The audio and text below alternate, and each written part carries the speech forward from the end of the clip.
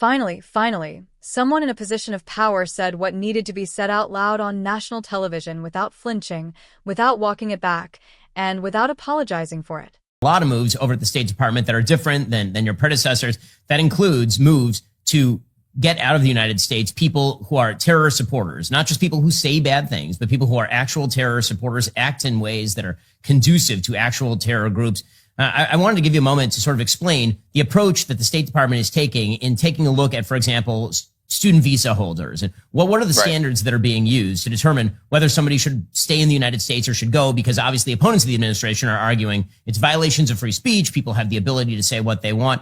That's not an argument that the administration is actually arguing with. The administration is not trying to crack down on free speech. You're trying to actually stop something else. Yeah, well, let's start with the baseline. Okay, no one is entitled to a student visa to enter the United States. No one. It's not a constitutional right. It's not a law. We every day, consular officers on the ground in face-to-face interviews are denying people visas for all kinds of reasons. Because we think you're going to overstay, because we think your family member is a member of a drug ring, whatever it may be. We deny visas every day all over the world. No one's entitled to a visa. Let's start with that. Because I hear some of this reporting out there, like if somehow you're allowed to have a visa unless we can come up with a reason why you shouldn't have one. That's not true. The burden of proof is the other way.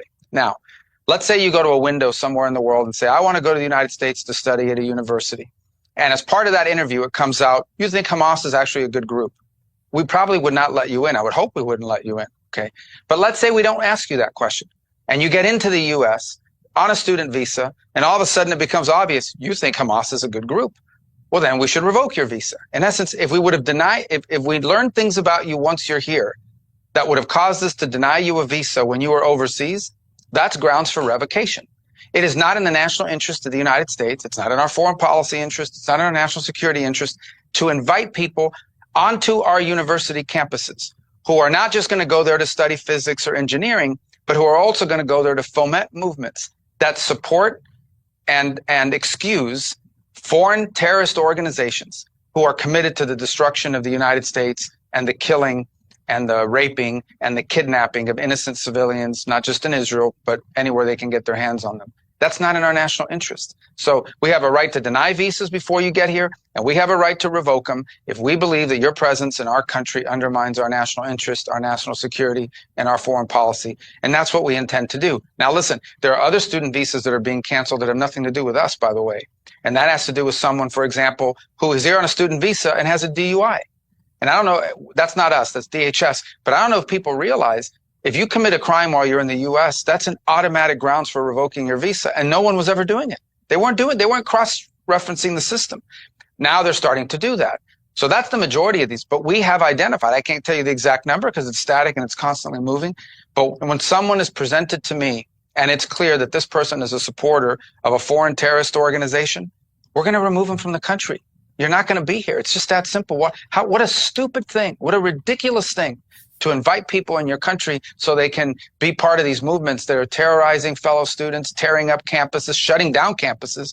We have campuses in America that couldn't even operate for weeks. People couldn't go to class. Are we crazy? What other country in the world would allow this? We shouldn't allow it. The moment Rubio knocked down the free speech argument, I wanted to stand up and applaud because that has been the shield every opponent of this policy has been hiding behind since day one. Oh, this is a free speech issue. Oh, you cannot punish people for their opinions. And it is complete nonsense. And everybody making that argument knows it. Nobody is arresting anyone for their thoughts. Nobody is showing up at your door because of a social media post. What we are talking about is active support for a designated foreign terrorist organization by someone who is in this country as a temporary guest on a visa that was issued as a privilege, not a right. That is a completely different legal category. And Rubio refused to let that dishonest framing stand for even 1 second. That is exactly the kind of backbone this moment requires. This part of the clip should be required viewing for every American because most people genuinely do not know how visa law works, and the media has been deliberately obscuring it. Nobody on earth is entitled to a student visa. Nobody. It is not in the Constitution. It is not a guaranteed right under any law. Consular officers deny visa applications every single day for all kinds of reasons.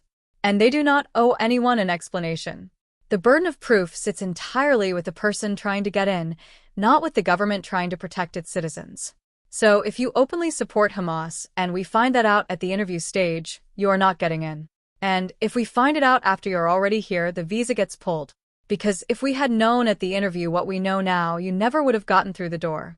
That logic is so clean and so legally sound that the only people arguing against it are people who either do not understand visa law or do not want this policy to work. President Trump's administration is finally applying the law as it was always meant to be applied, and it is long overdue. Hit that subscribe button right now because this is exactly the kind of content we are putting out every single week. Rubio went there, and I am glad he did, because I think some people have conveniently forgotten what we all watched happen on American university campuses. Universities could not function for weeks. Students could not attend class. Jewish students were blocked, harassed, and physically intimidated on their own campuses. Encampments paralyzed entire institutions. And a significant portion of the people driving those disruptions were foreign nationals here on student visas, guests of the United States government, using that privilege to advance the agenda of people who rape and murder civilians. And we are supposed to debate whether they have a right to stay. Rubio asked what other country in the world would allow this, and the answer is none. Not one serious country on earth would sit back and watch foreign visa holders shut down national institutions in support of terrorist organizations and then agonize over their right to remain. President Trump understood that from day one. Rubio is executing it, and it is exactly what the American people voted for. Here's what this clip really comes down to. This administration is not making new rules. They are enforcing rules that have always existed and were simply never applied. Cross-referencing criminal conviction records against visa databases should have been happening automatically for years. It was not. People with DUI convictions, criminal records, terror sympathies were walking around on active visas that should have been pulled a long time ago. That stops now. And for the people who are here actively supporting Hamas, fomenting terrorism on American campuses, aligning themselves with an organization that murdered, raped, and kidnapped innocent civilians on October 7th. The answer is simple. You are leaving. Not under review. Not pending appeal. Leaving. What Rubio laid out in this clip is what governing a serious country actually looks like. Clear legal reasoning. Zero apology. Complete commitment to putting American national security and American students first. This is what we voted for. This is what we are getting. And personally, I could not be more encouraged by it. Drop your thoughts in the comments below. Do you agree with Rubio's position? Because I absolutely do, and I want to hear from you. Share this video. Subscribe if you are not already, and I will see you in the next.